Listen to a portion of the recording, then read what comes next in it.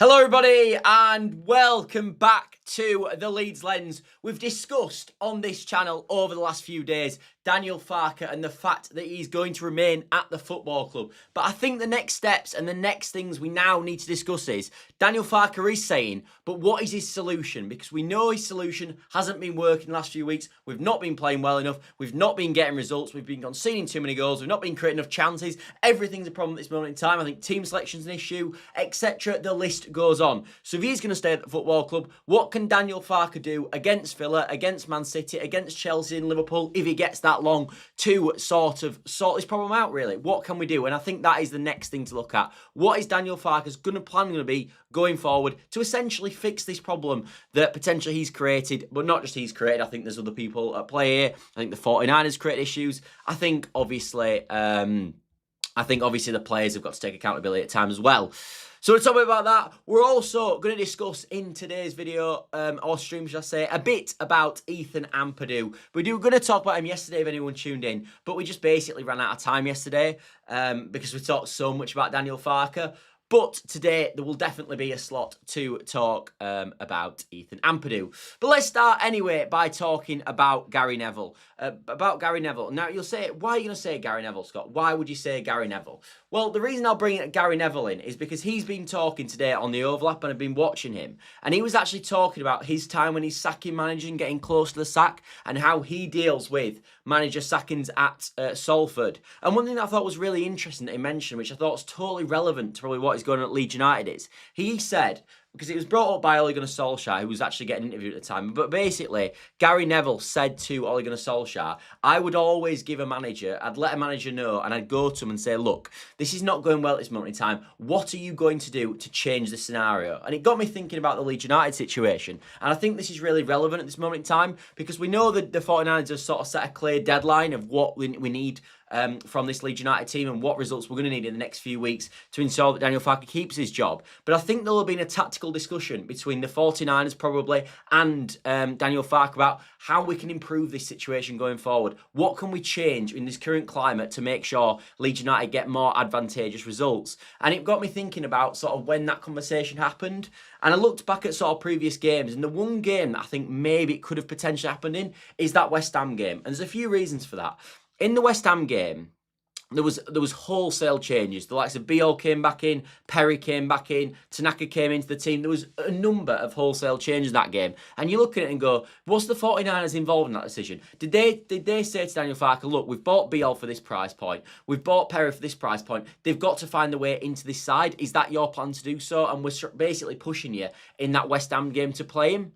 That could be a potential. And I think the other way of looking at it is that, okay, if it's not that situation and it wasn't the West Ham game, are we at that situation now? Are we at the situation now where the 49ers have sat down with Daniel Farke this week and not only proposed what he needs to do in a points total, but also talk to him about how we're going to fix this problem that we've got at this moment in time, how we're going to get a solution to this ongoing issue of the goals going in and us not creating enough chances and us not getting the best out of this team. So basically in this sort of video, I've come up with a number of solutions, I think, and I want obviously you guys to get involved as well, hence we do these shows live, about what Leeds United can do to fix it with this moment in time, because I know a lot of you are Daniel Farke out, but that isn't the solution at this moment in time. They're not going to sack Daniel Farke, so if he's going to stay, what would you guys like to change? And I guess the way you can word this sort of game plan is that if you guys want him out, why do you want him out? What is he doing wrong to make you force him to get to be Daniel Farke out? And if it is just results, well, what can influence the results? Obviously, team performances and team selections can do that. So basically, this is my list. So let's start with up front, because we're not creating enough chances at this moment in time. And I think one of the key issues in the team, in terms of the team selection at this moment in time, is the right-hand side. For me, Gnonto's the best right wing we've got at the football club. Get Gnonto in this side. Get Gnonto playing on the right-hand side. Let him influence the game. We know Gnonto, for me, is best position on the left-hand side, actually. But what Gnonto does give you on the right-hand side and on the left-hand side when he plays is miles better at keeping the ball at Brennan Aronson. We did a piece talking about Brennan Aronson a few days ago, and we talked about he's sort of like, when when he gets on the ball, he's too fearful, and his decision making is not quick enough, and it always looks like the game's really rushed for Brendan Aronson just because his football IQ's not there. I actually think you see the opposite with a Wilfred Gnonto. I think Wilfred Gnonto provides you something very different. I think Wilfred Gnonto's very cultured on the ball. I think he looks like he's got a lot of time on the ball. And one thing that's really important is I think he's very good at keeping the ball. We don't lose the ball with Wilfred Gnonto, and we don't have that issue where it goes into Brendan Aronson and it just pops off him. Because I always say with Brendan Aronson, I think he either gets us a foul, wins a foul for us by doing about 300 spins, or he hits the deck and we just lose possession. Whereas I think Gnonto, we've got a much... I know he's similar heights, and actually I think one's slightly smaller, but one thing he's better at, I think he's using his body and to keep possession and sort of holding people off. We know he's got that massive sort of back to him, which I guess is important in that setting as well. But yeah, I think that's something that we've got to do. I think we've got to get Wilfred Gnonto to the team. I also think Gnonto's got much clearer decision making in the final third. I think deciding when to have a shot, when to cross, etc. I think that's a much clearer situation. He's just a better footballer around in that setting. I think his football IQ's high, and even his ball striking, I think, is a key element to Wilfred Gnonto's game that we don't get with Brendan Aronson. Like Wilfred Gnonto shot from the edge of the area. We've seen him score goals in the edge of the area for Leeds United. You'll never see Brendan Aronson score a goal from the edge of the area because his shooting just isn't good enough. I don't think his shot accuracy is good enough. I don't think he connects with the ball well enough. I don't think his technique's good enough. I don't even think he can generate the power well enough for his shot. So first of all, get Gnonto playing on that right-hand side. Secondly, I think we've got to look at our style of play at this moment in time. I think the style of play is a huge issue. I've seen a lot of people saying go long, go long, go long, and I think there is something in that. I think Leeds United do have to sort of go to the idea of maybe going a bit longer in games and sort of utilise that and hitting the front man, utilise the long ball, I think, much more. The only issue I've always got with this long ball style is, if you look at any team who's been really good, a long ball team over the last sort of years, and since it's become a thing, it's been in the game for years, of course, is that you basically just give up possession because it's such a quick route to the attack. It either bounces off your attacker and drops to one of them, or it bounces off your attacker and comes to one of your lads. But a lot of the time you don't regain possession, which what ends up happening is you end up playing every single game with 30% possession. And this has always been the critique for me of the long ball and what people don't consider, because as I said, it's always good, it's all good going long, but you've got to retain possession when the ball hits the front man. And I think that's something Leeds United have struggled with. So if they are going to do that, you've got to get the likes of Stacks, Tanaka's, Longstaff's in and around Calvert-Lewin or Nemecha, whoever plays up front, to sort of soak up the ball and make sure we win them balls when the ball drops from the number 9. But even if we do that, overall, you're still going to play a game with limited possession. But I think fundamentally that's going to have to start we go down, because you look at the signings, and we've talked about this on the channel before, but you look at the signings that we brought in this summer, it's clearly going down the lines of a physicality mould. I think the signings we brought in are quite clearly physical dominant players, as opposed to sort of possession-based players. And when we're playing this slow, methodical build-up at the pitch, is that getting the best out of the new signings? I think we've all categorically said, no, it's not. So we've got to look at that. We've got to find a way of getting more out of the new signings, and I think the way to get more out of the new signings is to utilise that long ball in much more parts of the game. I think there's a lot in that, because this ability to try play through the thirds just isn't working. Another thing I think when we play through the thirds, and again it's something I've sort of brought on, but it's nice to have a piece together as such, is that I think Leeds United potentially should go to a double pivot at this moment in time. I think the double pivot is something that Leeds United haven't used so far this season. We play with a single pivot and 2 number 8s. And I look at when we were best at build-up, obviously in the Championship, and we always play in the Championship with 2 number 6s and a double pivot. And I think that give an extra passing lane for your centre-halves when they're on the ball, because it's essentially, rather than just having Ampadu in your 6th spot, you've got 2 number 6s working off it. Like if I get up the team graphic now as such, that's the wrong thing. That's my notes for the video. But that's if I get up the tactical plan now, so you can see it in a bit more detail. The way it should work is that if we brought a Longstaff back in and you play with a 2 here, then you've naturally got 2 passing lanes to be able to go into. You can go into Ampadu or you can go into Longstaff, and I think that would be a massive positive for Leeds United, and something that actually you would see I think that would help Leeds United massively in terms of build up, and I think we wouldn't lose the ball as much when we transition through the thirds. Obviously, then you'd have to play with number 8, so they might get outnumbered 2-1 between their 2 double pivots if they do play with a double pivot system. But you'd at least better get the ball forward, and you'd at least be able to have an overload in possession. And of course, if you're not going to do that, the other way to do it, which a lot of teams are doing at this moment in time, is, and this is something that obviously sort of idolised by Pep over the years, is can we bring someone else into midfield? Can we build up with a double pivot, but maybe move a Bogle into midfield here in build-up, just so you outnumber them and create an overload in central spaces? I think that's something that you can utilise. Or we've seen with Leeds United and with Pep Guardiola at times, maybe one of your centre-backs going into midfield to create overloads. But I don't really like that, because I don't think Bogle or Biel are particularly good enough on the ball to actually do that role. So for me, as I said, that build-up has got to change. And if we are going to play this slow build-up, I think the way to do it is to do it like that, really. Anyway, let's get rid of this. And then my notes are going to pop up again, but let's get rid of that as well. Let's see. We've also got a new feature today as well. I don't know how well it's going to work, but we're going to try it.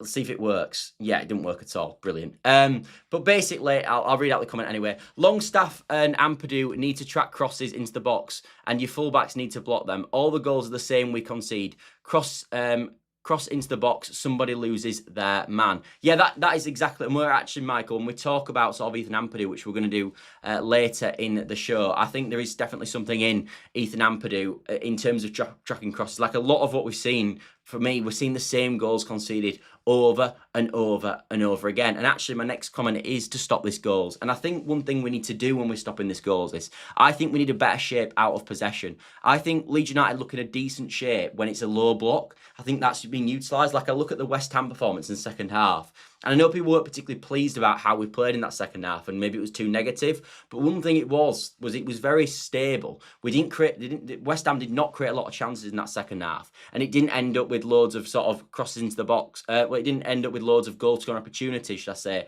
for West Ham in that second half. And I think that's something that Leeds United need to look at, and maybe look at maybe a low block system. I know people won't like it, but I think when you look at what other teams are doing, they're either sitting in a mid block or a low block, and when they get set, you really can't break them down. And I think when we're looking at, again, on the reverse side to that, when Leeds United are building up in this slow, methodical way of playing that we do, and sort of with unbelievable amounts of ball retention without anything with it, I think one of the main issues is, because we're not catching teams in transition when we win the ball back, and we're playing so slow, 2 touches between the centre half, 2 touches into Biel, and it's such a slow build-up through the channels. It allows the opposition naturally to get set in a shape. And even Ole Gunnar Solskjaer was saying today, when teams are naturally sat in their shape now, it's so hard to break them down. It almost requires individual quality to break a team down, just because everyone's shaped now, and everyone's so defensively organised. If you are doing a slow build-up, and you've got to break down their actual block when they're set, you've basically got no chance unless you've got individual quality, which is something obviously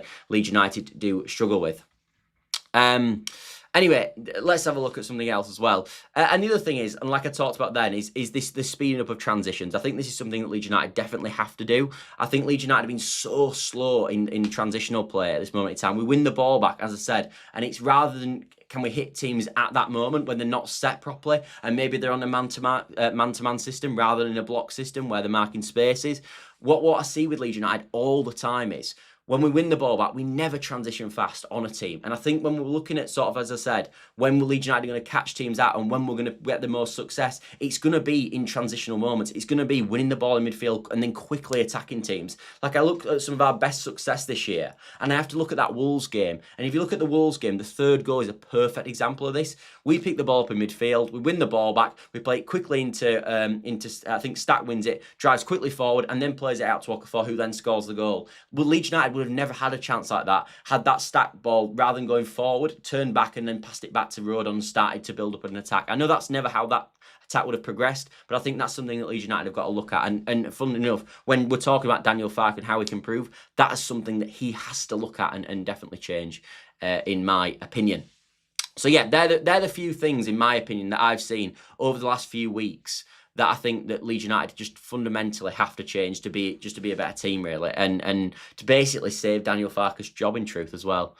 Anyway, let's move on to the next thing that I want to talk about, which we didn't get a chance to talk about yesterday, but today we can probably talk about it, which is Ethan Ampadu. Anyway, let's get into some of your guys' comments as well. Jack says, evening, Scott, evening to you too. Mark says, problem is with Aronson, he's getting recoveries and we have nobody going forward. Look at this. I can pop that one up. There you are. Look at that. Not so bad. These longer ones, we've got a bit of issues with. But yeah, no, I think Aronson, everyone talks about his sort of work off the ball, and I think that's something that you definitely need to talk about with Brendan Aronson, because his work off the ball is not bad. It's okay. It always has been okay, actually, his work off the ball. But the problem is that he just doesn't offer anything going forward, and also I think it undermines our other attackers. Like, when has Dan James, for example, been a poor defensive winger? When did this become a thing? I always looked at Dan James, especially in the Premier League, and thought he was a really good defensive winger. I remember actually looking at Solskjaer, and I hate to keep bringing up Man United players, but he actually said in his time when he was at Man United, he did a famous quote saying that James is the best defensive winger I think he's ever worked with. So now, why is James not getting picked for his defensive work if we're picking Aronson for his defensive work? So I don't really get that. I don't think that's useful. I actually think he picks Aronson over Dan James, not because Dan James is much worse defensively, but I think he picks Aronson because Aronson's a number 10. He's more likely to sort of invert inside than Dan James is. Dan James is more of a byline winger who likes to get down the line and cross the ball in. That's Dan James' game. That's what he likes to do. Brendan Aronson's very different. Brendan Aronson naturally, because he's a number 10 by trade, wants to invert from that right-hand side more into a central space. And I think that's what we're trying to do. I think we're trying to, a lot of the time, sort of create overloads in central spaces. And as I said, when the ball does go up to Calvert-Lewin on the odd occasion, Brendan Aronson is more likely to be in a central space to pick up that second ball because he's more of a number 10, so naturally he will invert. So I think that's something to look at. Dan James takes on fullbacks one-on-one more than Aronson. If he loses those teams at this level, they'll will be gone either way. Yeah, to an extent. Mark says, do we honestly think a stubborn manager like Farke is going to change anything? Giving him another 4 games and expecting something different is indeed insanity. Yeah, I think that's a point. I do think there's something in that, Mark. I would pop up your comment, as I said, but it don't quite work because your comment's long. But I do genuinely think that I don't think I'm going to see any changes, if I'm being honest. The only thing I would say, Mark, is something that we mentioned at the start of the video, which is the idea that the 49ers have had a chat with Daniel Farke and gone, look, this is not working. Your current style of play is not working. What are you going to do to change this? We're going to give you these 4 games to change it, but we need your strategical plan of what you're going to do to change it. And the 49ers might be saying the stuff as us. We don't want to see this slow build-up. We don't want to see that. Why are you playing Brendan Aronson on the right? What is the point in that? We've got Dan James and Nonto, who are both back fit now. Why are they not playing on the right? They had much better seasons than Aronson did last season. Plus, Aronson was playing in the number 10 role. Maybe Parag's had this conversation, because Parag is not just going to set out a stool and say, you've got these games to get these points, otherwise you're sacked. I think he will have had a conversation. I think it will have been an open, honest conversation about how they can do it. And as I said, from watching the overlap this morning, and Gary Neville was talking about this, he was suggesting the fact that that is what a lot of club owners will do. They will go to the manager and go, look, the results are not where they're at. We're not playing well enough. Convince me that this is going to work if we change, and what are you going to do to change this scenario to make it better? And I think that's where we're going with this conversation almost, Mark. Jack says, James off the ball work is outstanding, offers so much in attack too. Strange one from Farke. Yeah, I agree with that. See if I can get that. No, still too long. But yeah, no, I do agree with that.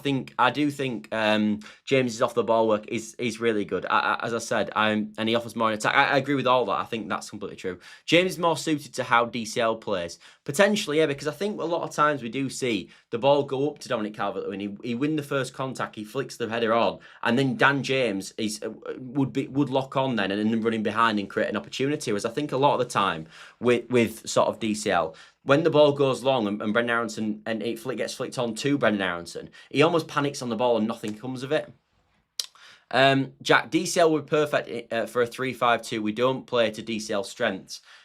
But DCL's done well before in a 4-3-3 system. His best season at Everton, mate, was in a 4-3-3 system. So I don't fully believe that, if I'm being totally honest. I think we can make him work in a 4-3-3. I just think we've got to get more bodies in and around him when the ball goes up to him. And I also think as well, and we've talked about this on the channel a bit before, we've got to get more crosses in. We've got to cross the ball more. We looked at the cross. Look at the goal he actually scored this season, Dominic Calvert-Lewin. Look at the goal he scored. This is the best example. We cross the ball in. It's an early cross from Bogle. The ball goes into the box and he puts a wonderful header into the far corner and scores as a goal. We need to see that more. We have to see that more. I don't know why we've stopped doing that. I don't know why we don't do early crosses. We've bought one of the best headers the ball strikers in the league and we're providing no aerial service at all. It's madness. It honestly is. And that's another reason as well why I believe that Dan James should play, because he's much more likely to cross a ball than Brennan Aronson is. Because that's the sort of winger he is. As he said, he's a 1v1 winger. So getting down the touchline and crossing the ball in. I think that it was a deflective cross from Bogle. Yeah, it was a deflective cross, but the point was he was trying to cross the ball. I know it was a deflective cross, but that almost plays into my argument more, doesn't it, Michael? Where it's not even a good cross, like it's a poor cross from Bogle. It gets deflected, and Calvert-Lewin still scores the goal. So that's what Leeds United have to do. We've got to get better at that for sure. We'll get better down the wings, Michael. We can't win. Yeah, I agree. I've talked about it a few times on the channel. I don't think the 3-back nor the 5-back it works, in my personal opinion.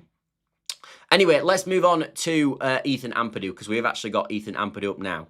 The first thing I think we need to talk about with Ethan Ampadu is, I think it's important to know what Ampadu brings to this side. We've seen these stats before. They constantly feature every single season.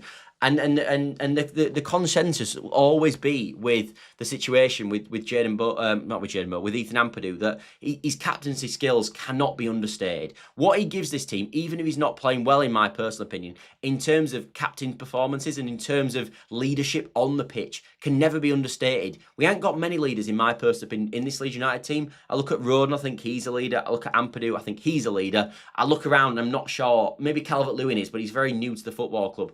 So, and same with Longstaff, I think he's very new to the football club. So I don't see tons of leaders in this team, if I'm being totally honest. So you've got to understand that when we talk about dropping Ethan Ampadu. And the other thing I want to talk about with Ethan Ampadu as well is, I think there was this idea when we got promoted, that, or when we weren't getting promoted in the Championship, that he was better than Calvin Phillips. When is it? How is he better than Calvin Phillips? No offence, and I know people will talk about sort of, well, Calvin Phillips is awful now, Scott, and he is. But Calvin Phillips, back in the day, Bielsa, was miles better than Ampadu. I think that was always a poor take. So yeah, because I think the thing was, and I think this is a different, not a strength of Ethan Ampadu. He just can't spread the ball like Calvin Phillips can do. That pass that Calvin Phillips could do, where he spread it out to Bogle, it wouldn't have been Bogle at the time, it would have been Elland at the time, on the right hand side. We don't see enough from Ethan Ampadu. I think for that number 6 role, I think he's passing short term and short. He's good. I think he's sort of flicks around the corner. When he gets the ball, he's really nice. What I want to see more from Ethan Ampadu is more variety in his passing when he receives the ball. He seems to receive the ball, and all he does is either pass it back to one of the 2 centre-halves or pass it forward into a stack, Longstaff or Tanaka, whoever's playing. I don't see any variety in his passing. I see variety at other times when, as I said, you can spray it out to Bogle, you can spray it out to Goodmanson. These are the sort of passing ranges that I want Ethan Ampadu to do. And if I was saying to him, you've got to mix up your passing styles, because if you keep doing the same passes, it becomes naturally vulnerable, and it also becomes like obvious at what you're going to do, and I think it makes it much easier to intercept. So he's got to have more variety in his passing range for sure. Phillips won England Player of the Year at his peak, not even close. Yeah, I always felt that was unfair on Phillips, to be honest. I think Phillips left in strange circumstances, and not that he was like he's hated when he left or anything like that, but he left in strange circumstances, and he's obviously done really poorly since he left. But the passing range that Phillips has, I think, is just a completely different. I think it's just completely different to what we saw from. What we're seeing from Ethan Ampadu.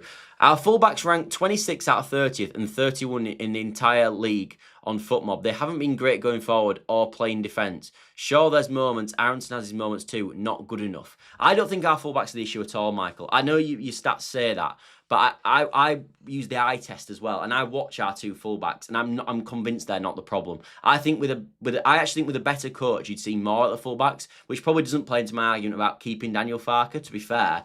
But I think the fullbacks are really struggling at this moment in time because of the playing style. I think they are. I don't think they get enough of the ball. I think they're our best creative players out wide at this moment in time. I remember the Burnley game, and they were literally our best creators on the pitch. So I don't think our fullbacks are a problem at all. I know your FootMob stats say that, but when I watch us, I don't see that personally. I really don't. And as I said, Bogle's been poor the last few weeks. I can completely agree with that. But he showed enough in them first few weeks to me to show that he can acclimatise this level and play at this level at a sort of suitable standard. So I do disagree with that personally. Let's have a look. Scooby says, I don't disagree regarding your Ampadu Phillips comments. However, I feel it's only fair to point out to a midfielder looking to pass, you need options and early pre-knackered. Yeah, I know what you're trying to say, Scooby. I do think the system was much better. I think Daniel Farke's system is not as good as Bielsa's, for sure. And I think, obviously, that naturally helps, if that's what you're trying to say. I do agree with that. And it would be interesting to see how Ethan Ampadu would have got on under the coaching of a Marcelo Bielsa, to be fair. Let's have a look. Anyway, let's move on to the next comment about Ethan Ampadu. And this is one thing that we picked up on at the start of the game. I love you, Lord Bamford. Yeah, Bamford's got his move. I might be able to pop up that comment. Yeah, we can pop up that. I love you, Lord Bamford. Yeah, he's got his move, hasn't he? Do you know what's interesting about that Bamford move, by the way? He's actually gone until January, which is bizarre. Like, it's only a January move. I don't really understand that. I was quite surprised when I read that, actually, but he's only actually there until January. But yeah, maybe if he performs well, he might end up being there longer. But yeah, let's give a moment to our Lord Bamford, as you said. Nada. Anyway, let's move on. Yeah, back to Ampadu. Anyway, I think another thing with Ampadu, and I've got a few notes on this, is that he's watching of attacking midfield players. I think it's been awful so far this season. You even just have to look at the most recent game. But everyone's going to talk, obviously, for the Morgan Gibbs-White goal about Be-All and him being in the wrong place and Rodon potentially not marking up the men. Well, Rodon obviously had a 1 year at the far post, and Be-All, I think, was trying to stop the ball getting into the box in the first place. But fundamentally, Morgan Gibbs-White's a winger. An attacking midfield player, should I say, not a winger. So that job is Ethan Ampadu's job, in my personal opinion. Why is Ethan Ampadu not following his runner into the box? Surely that's his man. So I think that's something he's definitely got to improve on. And I think the other thing with these runners into the box, and not just in the box in general really, is I always find with Ethan Ampadu, I don't know if you guys have seen this, but when we go into a low block, which we have done a lot of times, Ampadu should be the person pressing out and getting out. But what I end up seeing with Ampadu is he gets deeper and deeper and deeper and deeper. And we end up almost playing with a back three. And I don't think that's a tactical instruction at all, because we've seen Daniel Farke talk about the low block later on in games and saying we get too deep. And I think that's a fundamental problem. I think Ampadu gets nervous and he drops and drops and drops. And I think another example of this is the Bournemouth game. In the Bournemouth game, we concede a goal in the 93rd minute. Krupi scores quite a good volley, to be fair.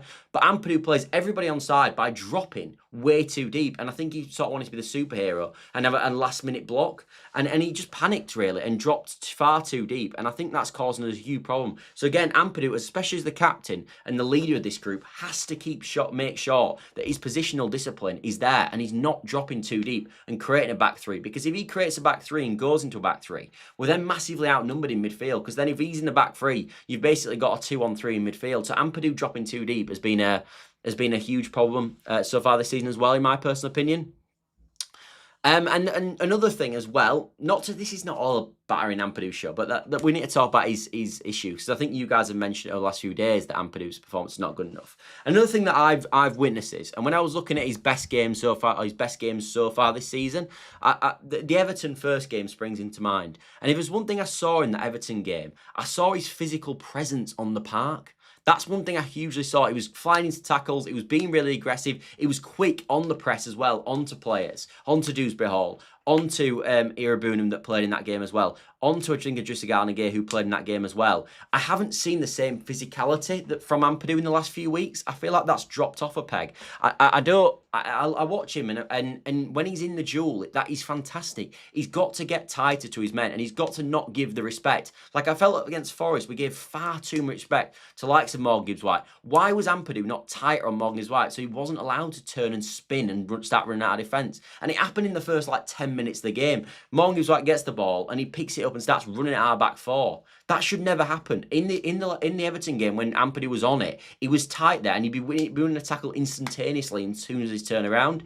And that's been a huge drop off, I think, we've seen from Ethan as well. So there's definitely things to do in the midfield, in my opinion, as well. And the final thing is, I think when we get to the ball, this can be accustomed to, I think, the way we play, and I think it can be accustomed to basically every player on the pitch. We've got to move the ball faster. We take far too many touches on the ball. We let defenders get set, and we let them get back into their shape, and then we can't break them down, and we end up losing the ball in midfield, and they counter attack us. And I think as a holding number 6, you've got to dictate the play, and you've got to be the one pressing the ball forward quickly, getting that ball, not taking 5-6 touches, 1 and 2 touch, and then it's straight forward into your stacks, into your Tanakas, and then progressing the ball through the thirds. If you take 4 and 5 touches, you're never ever going to be able to progress the ball through. And I think Ampadu has been a huge problem for that. Now that's something that Daniel Farke has got to instruct the team to do as well. It's not all on Ampadu, but since he starts the attacks, like you look at the best teams, Zubimendi starts the Arsenal moves through the thirds. Rodri, when he was at his best, starts the attacks through the thirds. Gravenberch does the same at Liverpool. Ethan Ampadu if he's going to do that role for us, and he's going to play that role for us, he has got to move the ball faster through the channels. He really has. The days of playing 6 and 7 touches just will not work at this level. That is much more a championship thing where we're not getting pressed. Anyway, I shall wrap up the show there. It's been a bit of a quieter show today, of course. I think part of it is because England are playing.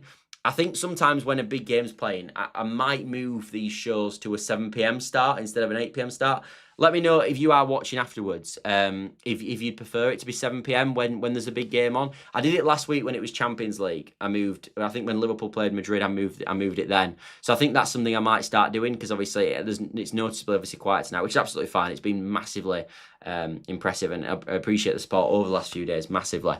But that might be something that we start doing on the channel. Anyway, I shall see you all later, everybody. Thanks for tuning in, as always, if you have been around. And if you are watching afterwards, if you could drop a like, subscribe, all that good stuff, massively helps the channel and boosts it in the algorithms and allows other people who like this sort of content to see it as well. So thanks all for watching.